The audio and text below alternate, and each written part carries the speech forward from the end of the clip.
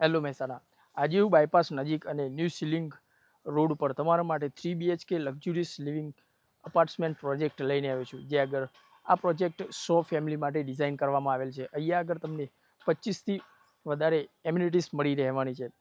આ પ્રોજેક્ટનું sample house ready થઈ ગયું છે, તો આવું તમને સેમ્પલ હાઉસ વિઝિટ કરાવડાવું.